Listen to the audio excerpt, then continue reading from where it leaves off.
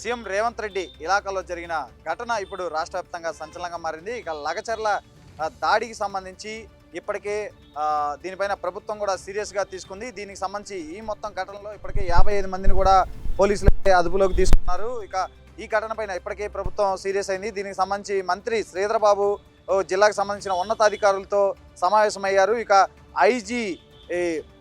ఐజీతో పాటు జిల్లా కలెక్టర్ ప్రతీక్ జైన్, అలాగే ఎస్పీ నారాయణ రెడ్డి వీరందరితో కూడా మంత్రి శ్రీధర్ బాబు సమావేశమయ్యారు. అసలు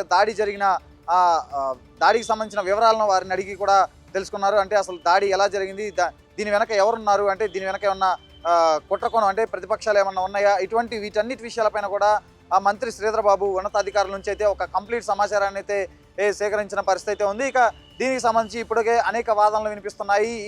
ఈ లగచర్ల దాడి ఏదైతే ఉందో, రైతులు ఉన్నతాధికారుల పైన దాడి చేయడం, దీని వెనక ప్రతిపక్షాలు ముఖ్యంగా బీఆర్ఎస్ పార్టీ ఉందనే ఒక వాదన అయితే వినిపిస్తుంది. ఇప్పటివరకు రైతులే స్వచ్ఛందంగా అధికారులపైన దాడి చేశారు అనుకుంటున్న తరుణంలో ఇదంతా ఒక పొలిటికల్ టర్న్ తీసుకుంటుంది అని చెప్పి కూడా అనేక వాదనలు వినిపిస్తున్నాయి. ముఖ్యంగా బీఆర్ఎస్ నేత సురేష్ ఎవరైతే ఉన్నారో అతను కలెక్టర్ ప్రతీక్ జైన్ని ఈ గ్రామానికి వచ్చేలా చేశారు. అంటే వారు చెప్పడంతోనే ఉన్నతాధికారులు ముఖ్యంగా చూసుకుంటే అటు కలెక్టర్ ప్రతీక్ జైన్ కానీ, అలాగే అదనపు కలెక్టర్, అలాగే సంయుక్త అదనపు కలెక్టర్తో పాటు అలాగే సబ్ కలెక్టర్ వీళ్ళంతా కూడా గ్రామానికి ఈ సురేష్ అనే వ్యక్తి చెప్పడంతోనే వీళ్ళంతా కూడా ఇక్కడ గ్రామానికి వచ్చారని కూడా చెప్పినట్లు కూడా అంటే పోలీసుల ప్రాథమిక విచారణలో అయితే మనకు తెలుస్తోంది. ఇక ముఖ్యంగా ఈ సురేష్ అనే వ్యక్తి బీఆర్ఎస్ పార్టీలో చాలా యాక్టివ్గా ఉంటూ వస్తున్నారని చెప్పి కూడా తేలింది. అలాగే ప్రధానంగా చూసుకుంటే ఇతను బీఆర్ఎస్ పార్టీకి సంబంధించిన కొడంగల్ మాజీ ఎమ్మెల్యే పట్నం నరేందర్ రెడ్డికి ప్రధాన అనుచరుడు.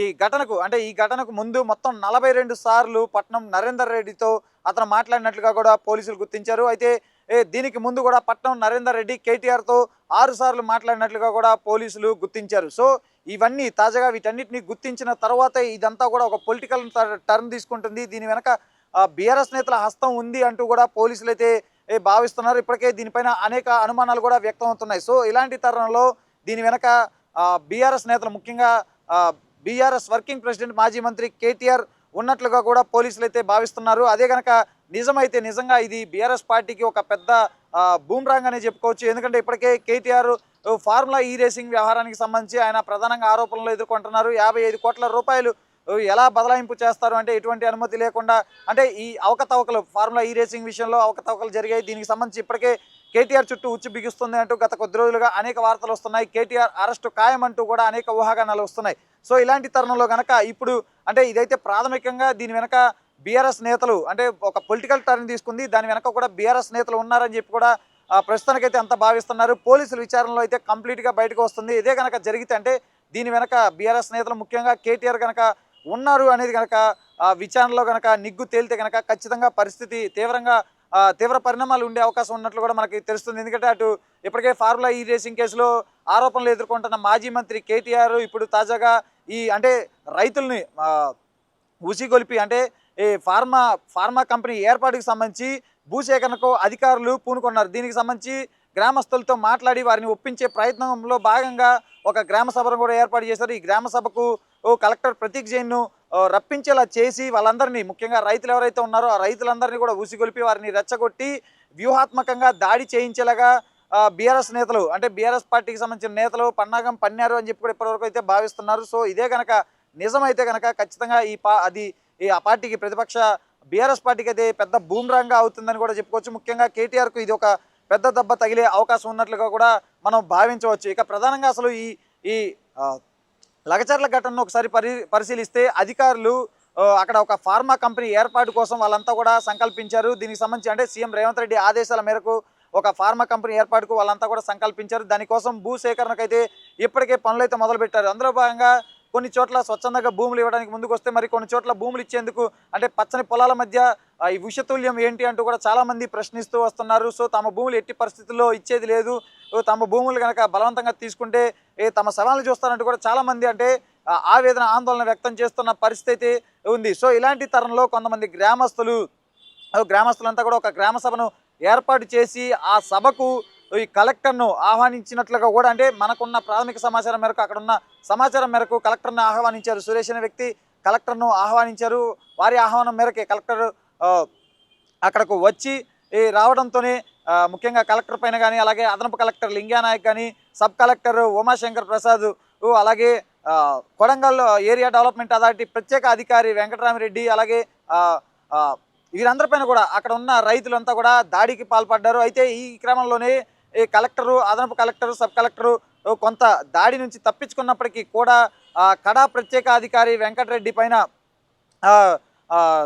గ్రామస్తులు, ముఖ్యంగా రైతులు విచక్షణగా దాడి చేశారు. అతన్ని రక్షించబోయే క్రమంలో డిఎస్పి శ్రీనివాసరెడ్డి అతని పైన కూడా దాడి అయితే జరిగింది. సో వీరికి తీవ్ర గాయాలయ్యాయి. సో దీన్నంతా కూడా సీరియస్గా తీసుకున్న ప్రభుత్వం ఈ ఘటనపైన ఇప్పటికే విచారణకు ఆదేశించింది. అటు మంత్రి శ్రీధరబాబు కూడా ఇప్పటికే వికారాబాద్ జిల్లాకు సంబంధించిన ఉన్నతాధికారులతో కూడా భేటీ అయ్యారు. వారి నుంచి అంటే కంప్లీట్ సమాచారం అయితే ఆయన తీసుకున్నారు. అసలు దాడి వెనక ఎవరున్నారు అంటే, దాడి నిజంగా ఇది అంటే ఇక్కడ దాడి అని కాదు, ఈ రైతులు కానీ గ్రామస్తులు కానీ వాళ్ళంతా స్వచ్ఛందంగా, అంటే ఆవేశంతో, అంటే తమ భూములు ఎక్కడ కోల్పోవాల్సి వస్తుందని ఒక స్వచ్ఛందంగా ఒక ఆవేదనతో వాళ్ళంతా దాడి చేశారా, లేదు అంటే దీని వెనక నిజంగానే కుట్రకోణం, అంటే ప్రతిపక్ష పార్టీలు ఊసుగొలిపితేనే వీరు చేశారా అనే కోణంలో కూడా ఇప్పటికైతే ఆరాధిస్తున్నారు. ఇప్పటికే దీనికి సంబంధించి, ఈ ఘటనకు సంబంధించి మొత్తం 55 మందిని కూడా పోలీసులు అయితే అదుపులోకి తీసుకున్నారు. ఇక దీనికి సంబంధించి విచారణ కూడా మరింత వేగవంతం చేశారు పోలీసులు. మరోపక్క చూసుకుంటే ఇప్పటికే దీనికి సంబంధించి, అంటే ఈ ఘటనను ఖండిస్తే రాష్ట్ర వ్యాప్తంగా ఉన్న ఉద్యోగ సంఘాలు అయితే తీవ్రంగా ఖండించాయి.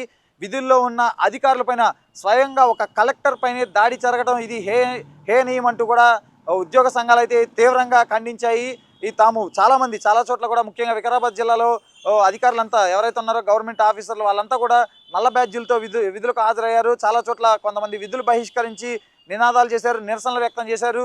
ఇక తెలంగాణ ఉద్యోగుల జేఏసీ నేతలైతే డీజీపీ జితేంద్రకు కూడా ఫిర్యాదు చేశారు. నిందితులు ఎవరైనా కానీ, వారి వెనక ఎవరున్నా, ఎంతటి వారున్నా ఖచ్చితంగా వారిని కఠినంగా శిక్షించాలి.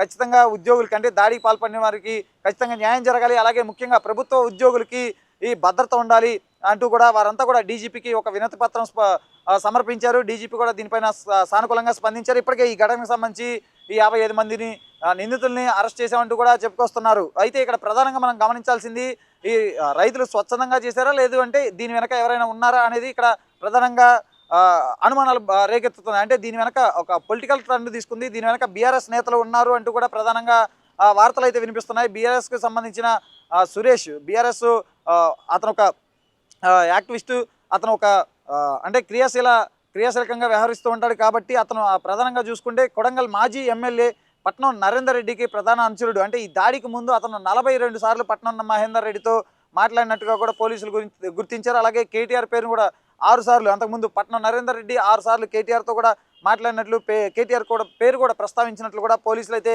ప్రస్తుతానికి గుర్తించారు. సో ఈ మొత్తం వ్యవహారాన్ని బట్టి చూస్తుంటే ఇదంతా కూడా ఒక పొలిటికల్ టర్న్ తీసుకున్నట్లు కూడా కనిపిస్తుంది. మరి ఈ వ్యవహారం మొత్తం ఎటువైపు దారితీస్తుందో కూడా చూడాలి. ఎందుకంటే కేటీఆర్ ఇప్పటికే ఫార్ములా ఈ రేసింగ్ వ్యవహారంలో ముడుపులు చేతులు మారాయి అంటూ కూడా ఆరోపణలు ఎదుర్కొంటున్నారు. ఆయన్ని అరెస్ట్ చేస్తారు అంటూ కూడా అనేక ఊహాగానాలు వస్తున్నాయి. ఇలాంటి తరుణంలో నిజంగా ఈ ఘటన వెనక బీఆర్ఎస్ నేతలు కేటీఆర్ ఉన్నారు అని తేలితే కనుక నిజంగా ఇది ఆ పార్టీకి, కేటీఆర్కి ఇది ఒక పెద్ద మాయని మచ్చగానే మిగులుతుంది. అలాగే ప్రభుత్వం కూడా ఈ విషయంలో, ఈ మొత్తం వ్యవహారంలో ఏ విధంగా ముందుకు వెళ్తుంది అనేది కూడా ఆసక్తికరంగా మారింది.